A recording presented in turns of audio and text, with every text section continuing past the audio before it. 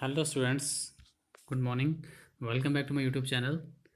सो students, आज हम discuss करेंगे part second, chapter gift of chappals का। सो स्टूडेंट्स, फर्स्ट पार्ट में हमने जैसे देखा था कि लास्ट में क्या होता है उसमें कि जो मृदु, मीना और रवि होते हैं वो खिड़की से अंदर झांक रहे होते हैं, और जो अंदर रूम के अंदर जो लल्ली होती है और वो क्या कर रही होती है, वायलिन प्ले कर रही होती है, और उसके जस्ट सामने, लल्ली के जस्ट सामने उसके म्यूज़िक टीचर बैठे हुए होते हैं जो उसको वायलिन सिखा रहे होते हैं। तो वो देखते हैं कि जो म्यूज़िक टीचर है वो, उसका गेटअप कैसा है। वो एक तो बोनी फिगर का है, यानी बहुत पतला है वो, एकदम हड्डी जैसे बोलते हैं जिसको। और उसके सर पे बिल्कुल बाल नहीं है, बाल्ड हेडेड है, मीन्स उसके सर पे बाल ही नहीं है बिल्कुल भी, जो सिर्फ कान के नज़दीक और सर के पीछे की तरफ थोड़ा सा बाल जो दिख रहे हैं, जैसे कि आपको फोटो में दिख रहा होगा। और उसने एक क्या बना हुआ है, गोल्ड चेन पहनी हुई है जो उसके गले में लटक रही है, और एक डायमंड रिंग भी उसने पहनी हुई है जो बहुत ज़्यादा चमक रही है। और वो अपने अंगूठे को क्या करता है, म्यूज़िक सिखाते सिखाते अपने जो पैर के अंगूठे हैं उसको ज़मीन पर वो मार रहा होता है, और वो म्यूज़िक उसको, लल्ली को सिखा रहा होता है।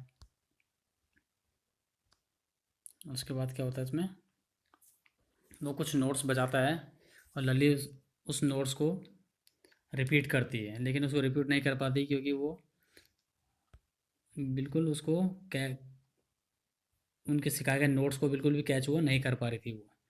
तो उसके बाद क्या होता है, जो रवि होता है वो कमेंट पास करते हैं कि हाँ, ये जो लल्ली है वो इसकी बस बस की बात नहीं म्यूज़िक सीखना, ये बिल्कुल भी नहीं सीख पाएगी, ये चाहे कितनी भी कोशिश कर ले। इस तरह से वो बातें करते हैं, और वो मृदु जो होती है, मृदु क्या बोलती है कि जो म्यूज़िक मास्टर की जो नोट्स है, यानी कि जो म्यूज़िक मास्टर जो वायलिन प्ले कर रहे हैं, तो उनकी जो नोट्स हैं वो बहुत ही क्या बोलते हैं, सूदिंग और मेलोडियस हैं, बहुत ही आवाज़ जो है उनकी बहुत, वायलिन की आवाज़ बहुत ही ज़्यादा प्यारी है, बहुत ही अच्छी है आवाज़। और लेकिन जो लल्ली है वो बिल्कुल भी अच्छी आवाज़ में वो नहीं बजा रही है, वायलिन को प्ले नहीं कर पा रही है वो। उसकी आवाज़, उसकी वायलिन की आवाज़ कुछ ऐसे वो लग रही है जैसे कि जो ट्रेन होती है वो पटरी से उतर गई हो नीचे। इस तरीके से आपस में बातचीत करते हैं। उसी दौरान क्या होता है, जो रवि को उसकी मम्मी जो उसको बुला देती है, रुकमणी जो होती है, कि जाओ जो भिखारी हमारे घर के बाहर खड़ा है उसको वहाँ से उसको बोलो वापस चले जाए वो, क्योंकि वो काफ़ी हफ्ते से वो यहाँ पर आ रहा है, तो उसको बोलो वापस यहाँ पर ना आए। तो इस तरीके से वो वहाँ पर वो रवि की बातचीत होती है, और रुक्मणी उसको बोलती है भिखारी को वहाँ से जाने के लिए। तो उसके बाद क्या होता है, रवि क्या करता है, उस भिखारी के पास जाता है, और उसके पीछे पीछे मृत्यु और मीना भी उसके पीछे पीछे उसके रवि के पीछे चल देते हैं। और वहाँ पर जैसे भिखारी के पास रवि पहुँचता है, तो उसको बोलता तुम यहाँ से चले जाओ, मेरी मम्मी ने कहा है यहाँ पर मत रुको, और तुम कहीं और जाके भीख मांगो, यहाँ पर भीख मत मांगो, ठीक है। लेकिन जो भिखारी होता है वो क्या कर रहा था, वहाँ पे वो उनके घर के गार्डन में जो एक नीम का पेड़ होता है, वहाँ पर आराम से अपने पीठ टेक कर वो आराम वहाँ पर कर रहा होता है।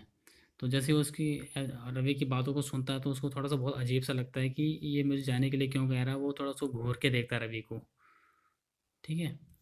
तो उसको बड़ा अजीब सा लगता है। वो क्या बोलता है, थोड़ा सा चौकड आवाज़ से, थोड़ा सा धीमी आवाज़ में बोलता है वो, कि जो घर के लेडीज़ हैं बहुत ही ज़्यादा क्या हैं, वो दयावान हैं, बहुत ही दयालु हैं, बहुत ही अच्छी हैं, लेकिन पता नहीं क्यों मुझे वहाँ से जाने के लिए बोल रही हैं। पिछले कुछ हफ्ते से तो मैं यहीं पे आ रहा हूँ, लेकिन तब तो उन्होंने कुछ बोला नहीं, और आज मुझे वो जाने के लिए यहाँ से बोल रहे हैं। मुझे इस बात पे बिल्कुल भी विश्वास नहीं हो रहा कि उन्होंने ऐसा बोला है, घर के लेडीज़ ने।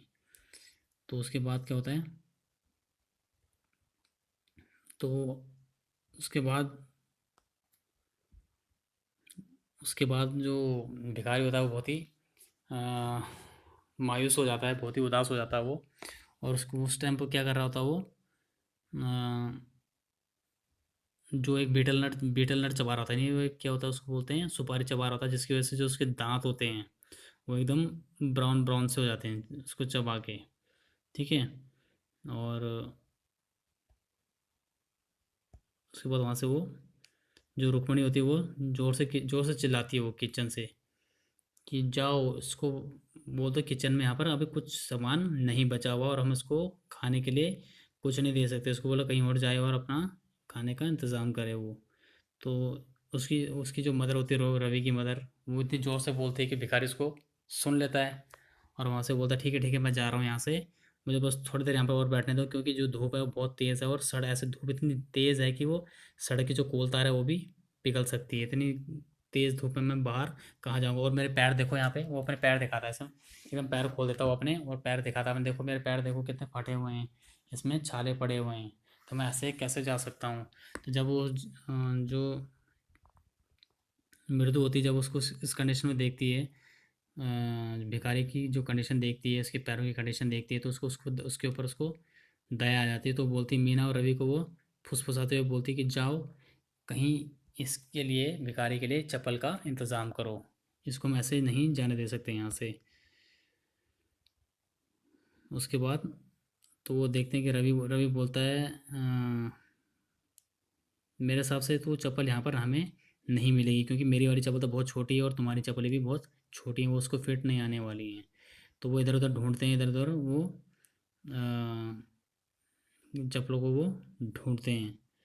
उसके बाद जो भिखारी होता है अपने ऊपर, अपने ऊपर के कपड़े को हिलाता है, धोती को टाइट करता है और भरी धूप में बाहर की तरफ वो नज़र उठाकर देखता है कि धूप कितनी तेज़ है और गर्मी बहुत ज़्यादा हो रही है। उसी तो उस टाइम मीना क्या बोलती है कि अगर हम इस भिखारी को इतनी कड़क धूप में अगर हम उसको जाने के लिए बोलेंगे तो ये बिल्कुल भी अच्छा नहीं होगा। तो बेटर होगा हम इसको चप्पल वगैरह इसके लिए, चप्पल चप्पल का इसके लिए इंतज़ाम कर देते हैं, तब वो यहाँ से जा सकता है आराम से। उसके बाद इधर उधर चप्पलों को ढूंढते हैं, लेकिन उनको कोई भी चप्पल नहीं मिलती। उसके बाद तीनों के तीनों क्या करते हैं, मृत्यु, रवि और मीना घर के बाहर अंदर, जब वहाँ पे अंदर जा रहे होते हैं, जैसे वो घर के अंदर वरांडा में एंट्री ले रहे होते हैं, तो उसी टाइम बाहर जो होती है वहाँ पर चप्पलें रखी होती हैं। जब मृदु आई थी, जब वो अपनी चप्पलें रख रही थी, तो उसने वहाँ पर बगल में एक चप्पल देखी थी, ठीक है। तो वो चप्पल जैसे वो देखती कि ये चप्पल किसकी है, तो पूछता है, मृदु पूछती चप्पल किसकी है, तो रवि बोलता मुझे तो नहीं पता चप्पल किसकी है, क्योंकि जो चप्पल थी वो बहुत ही पुरानी कंडीशन में थी और वो आगे से उसके जो वहाँ पे उंगलियों के निशान उस चप्पल के ऊपर पड़े हुए थे, जैसे कि आपको वहाँ पे पिक्चर में दिख रहा होगा। तो बहुत ही ख़राब कंडीशन में थी वो चप्पल। और वो बोलता है, रवि बोलता है मुझे नहीं पता इस चप्पल के बारे में। तो वो रवि उस चप्पल को उठाता है और वो भिखारी को देने के लिए वो वहाँ से चल देता है। तो मृदु और मीना भी उसके पीछे पीछे गार्डन में चल देते हैं। उसके बाद वो जो रवि होता है वो चप्पल को लाकर भिखारी के सामने पटक देता है, लो भी इसको पहनो और यहाँ से चले जाओ और दोबारा वापस कभी मत आना यहाँ पर। उसके बाद भिखारी उस चप्पल को देखता है एकदम, वो तो बहुत ही ज़्यादा खुश हो जाता है। वो उसको अपने तौलिया को अपने कंधे पर डालता है और चप्पलों को पैरों में डालता है और सीधा वहाँ से वो निकल जाता है और कुछ ही मिनट के अंदर वहाँ से वो गली से गायब हो जाता है वो। उसके बाद जो म्यूज़िक मास्टर होते हैं वो बाहर आते हैं वहाँ पर, वो अपनी चप्पल को ढूंढ रहे होते हैं वहाँ पर। और बच्चों को वो एकदम ऐसे अजीब सी नज़र से उसको उनको देखते हैं, जो बच्चे होते हैं वो, जो कि वो पेड़ के नीचे कंचे खेल रहे होते हैं, उनको देखते हैं वो। तब वो अपनी जो चप्पलें होते हैं वो ढूंढते हैं वहाँ पर, लेकिन उनको जब उनकी चप्पल कहीं मिलती ही नहीं है। उसके बाद कुछ देर बाद वो लल्ली को बुलाते हैं कि तुमने लल्ली, कि तुमने मेरी चप्पल देखी है, कि जो मैं जब मैं यहाँ पे आया था तो मुझे अच्छी तरह से याद है कि चप्पल मैंने यहाँ पर बाहर रखी थी, लेकिन अब वो चप्पल यहाँ पर नहीं है। तो वो जो रवि, मृदु और मीना होते हैं वो चुपके चुपके वहाँ से पेड़ के नीचे से वो लल्ली को देख रहे होते हैं। और जो म्यूज़िक मास्टर होता है वो इधर उधर चप्पलों को वरांडा में, बाहर गार्डन में चप्पलों को ढूंढ रहा होता है, फ्लावर्स के पोट्स के बीच में देख रहा होता है, लेकिन उसको कहीं भी चप्पल नहीं मिलती। और उसके बाद वो गुस्से में बड़बड़ाने लगता है, ब्रांड न्यू देवर, वो एकदम ब्रांड न्यू चप्पलें थी मेरी, वो जिसको मैं कहाँ से लाया था, माउंट रोड से मैं ख़रीद कर लाया था, और उस चप्पल की कीमत तुम्हारी पूरे महीने की फ़ीस के बराबर है लल्ली। चप्पलें कहाँ चली गई वो।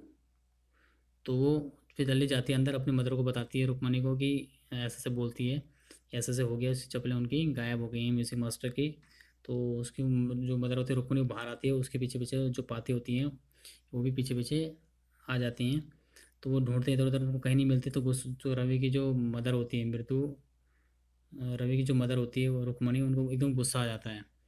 तो गुस्सा आता है तो उनके चेहरे पे, उनके जो माथे पे क्या बन जाता है, एकदम वी वी शेप सा बन जाता है गुस्सा आने पर, जैसे वो शेप सा बन जाता है कि, तो उनके चेहरे पर जो माथे पर दो जो आईब्रोज हैं उनके बीच में वी शेप सा वो बन जाता है गुस्से से। वो बुलाती हैं सबको कि बच्चों, क्या तुमने म्यूज़िक मास्टर की चप्पलें देखी। तो सब लोग जाते हैं, कोई डर के मारे कुछ नहीं बोलता। और उसके बाद जो थोड़ी देर बाद जो रुक मृदु होती है वो थोड़ा सा काम नहीं लगता, उसको डर लगता है कि हमें सच बता देना चाहिए, वही सही रहेगा। तो जो मृदु होती है वो चिल्लाकर बोलती है, एक लंबी सांस लेकर, क्योंकि उसको डर लग रहा होता है कहीं वो डांट ना पड़ जाए उसको। तो एकदम गहरी सांस लेकर बोलती है, Rukmani there was a beggar here, poor thing he had such boils on his feet. तो बोलती है रुक्मणी, जो एक भिखारी यहाँ बनाया था वो चप्पलें हमने उसको दे दी, क्योंकि उसके जो पैर थे बहुत ही ज़्यादा, उसके पैर में ब्लिस्टर्स थे, यानी पैर में फुफोले थे उसमें, ठीक है, पैर पैर उसके फटे हुए थे, तो हमने चप्पलें उसको दे दी, और बहुत गर्मी का टाइम था तो वो ऐसे नहीं जा सकता था। तो इस तरीके से फिर वो क्या बोलती है रुक्मणी, तो इसका मतलब कि तुमने चप्पलें वो भिखारी को दे दी वो। तो पाती बोलती है, अरे आजकल के बच्चे भी ना, क्या बोले, इनका ये भी बात किसी की सुनते ही नहीं है, अपनी मन मर्जी की करते हैं हमेशा। तो इस तरीके से वो बोलती है, वो पाती जो उनकी दादी होती है बच्चों की। उसके बाद जो रवि रवि होता है वो क्या बोलता है कि अम्मा आप ऐसे की बात क्यों कर रहे हो, आपने तो आपको तो पता ही है जो महाभारत में जो कर्ण था वो भी बहुत बड़ा दानी था, उसने भी अपनी गोल्ड ईयरिंग्स वगैरह दान कर दी थी, वो भी बहुत ही ज़्यादा उदार आदमी था, बहुत ही ज़्यादा दानी था। तो मैंने भी अगर चप्पलें दे दी तो मैंने कौन सा कुछ गलत काम कर दिया। तो रुक्मिणी बोलती है, अरे तुम पागल हो गए हो क्या, जो कर्ण था वो अपनी चीज़ें दान करता था, वो किसी और की चीज़ें दान थोड़ी करता था वो, हैं। तो इस तरीके से वो बोलती है वो। तो रवि क्या बोलता है कि मम्मी मैं अपनी चप्पलें दान कर सकता था उसको, लेकिन जो मेरी चप्पल थी वो छोटी थी, वो भिखारी के पाँव में वो फिट नहीं आ रही थी, अदरवाइज़ मैं अपनी चप्पलें दे देता। और क्या अगर अगर मैं अपनी चप्पलें देता तो क्या तब भी तुम मुझे ऐसे ही डांटते, ठीक है। तो इस तरह से वो बोलता है रवि अपनी मदर को। तो रवि की जो मदर होती है बोलती, जाओ यहाँ से, तुरंत यहाँ से चले जाओ मेरे सामने से, अभी के अभी यहाँ पे खड़े मत रहो। उसके बाद वो जो उसकी जो मदर होती है वो क्या करती है, अंदर जाती है, और जो चप्पलें होती हैं, जो गोपू मामा की चप्पलें होती है उसको लेकर आती है, और वो म्यूज़िक टीचर को, म्यूज़िक मास्टर को चप्पलें वो दे देती हैं। बोलते हैं सर इसको पहनिए, आप नाराज़ मत होइए, इसको पहनिए, और आप बिल्कुल भी परेशान मत हो, क्योंकि जो आजकल के बच्चे हैं वो बहुत ही ज़्यादा, मेरे ये जो बच्चे हैं बहुत नॉटी हैं, ये किसी की बात सुनते ही नहीं हैं। तो जो म्यूज़िक मास्टर होता है जब वो चप्पलें देखता है तो वो एकदम उसकी आंखें चमक जाती हैं, वो एकदम खुश हो जाता है वो, लेकिन वो ऐसा दिखावा करता है कि वो बिल्कुल भी खुश नहीं है, लेकिन एक्चुअली में बहुत ज़्यादा खुश हो जाता है वो नई चप्पलें देखकर, क्योंकि जो उसकी चप्पलें थी वो बहुत ही ज़्यादा पुरानी थी वो। और जाते जाते वो क्या बोलता है कि जो बच्चे हैं आजकल के, उनके अंदर बिल्कुल भी बड़ों के लिए बिल्कुल भी रिस्पेक्ट नहीं है, और ये एक तरह से क्या है, बच्चे ये हनुमान के क्या हैं, अवतार हैं, ठीक है। इनकारनेट का मतलब होता है अवतार। तो सिर्फ जो राम हैं वो राम भगवान इनको बच्चों को बचा सकते हैं, इनको सुधार सकते हैं। तो रुक्मिणी जब उनके मुँह से ऐसा सुनती है तो उसको बिल्कुल ही पसंद नहीं आता कि कोई उनके बच्चे को क्या बोले, बंदर बोले, यानी उसके यहाँ पे रवि की बात हो रही है। तो रुक्मिणी बिल्कुल नहीं चाहती कि रवि को कोई बंदर बोले, भले वो बंदर पवित्र बंदर ही क्यों ना हो। तो इस तरह से उसकी जो मदर है वो एकदम स्टिफ होती है, और वो थोड़ा सा गुस्से से होकर वो अंदर वो निकल जाती है अंदर की तरफ। और अंदर जाते जाते वो क्या बोलते हैं, अंदर से अंदर जाकर वो बोलते हैं, मृत्यु हाँ जल्दी से अंदर आ जाओ और अपना टिफ़िन ले लो, ठीक है। उसके बाद उसके पीछे पीछे जो मृत्यु और मीना भी उस रुक्मणी के पीछे पीछे चल देते हैं। तो उसकी जो मदर होती है रवि की, वो बोलते थैंक गॉड जो तुम्हारे जो गोपू मामा हैं वो आज वो काम पर इन चप्पलों को पहनकर नहीं गए। और उसके बाद वो एकदम से अचानक से वो हंसने लगती है, और हंसते हंसते क्या बोलती है वो कि जब तुम्हारे मामा आएंगे, गोपू मामा आएंगे घर पर, और वो जैसे जैसे उनकी आदत ही है कि वो आते ही अपने जूते और जुराब उतार कर चप्पलें ढूंढते हैं उनको पहनने के लिए, चप्पलों को पहनने के लिए। और अगर मैं उनको ये बोलूँगी कि तुम्हारी चप्पलों को मैंने म्यूज़िक मास्टर को दे दिया है, तब तुम्हारे मामा जी, गोपू मामा को मैं क्या जवाब दूंगी कि तुम्हारी चप्पलें कहाँ गई, या फिर वो तब क्या बोलेंगे अगर मैं उनको ये बोलती हूँ कि तुम्हारी चप्पलें मैंने म्यूज़िक मास्टर को दे दी हैं, तब उनका रिएक्शन, गोपू मामा का रिएक्शन क्या होगा। सो स्टूडेंट्स, ये था आज का चैप्टर, यहाँ पे चैप्टर आपका फिनिश हो जाता है second part. So students, I hope आपको ये चैप्टर ईजिली समझ में आ गया होगा, और अगर ये चैप्टर आपको समझ में आया तो आप वीडियो को लाइक कीजिए और शेयर कीजिए, और चैनल को सब्सक्राइब ज़रूर कीजिए, और मिलते हैं अपनी नेक्स्ट वीडियो में। Till then take care.